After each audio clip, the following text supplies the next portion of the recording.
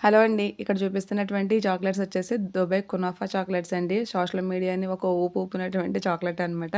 తెగ ట్రై చేశారు. తెగ ఇంట్లో హోమ్‌మేడ్ కూడా చేసి చూపించారు కదా!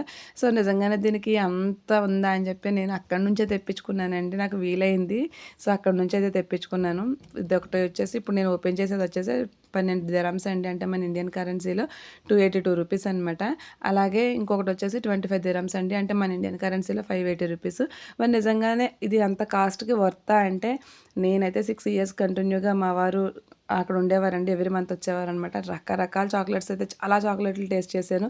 నిజంగా ఇంత ఫేమస్ అన్నారు. ఒకసారి కూడా తీసుకురాలేదేంటి అని అడిగినప్పుడు, నాకు కూడా తెలీదు ఇంత ఫేమస్ అనేసి.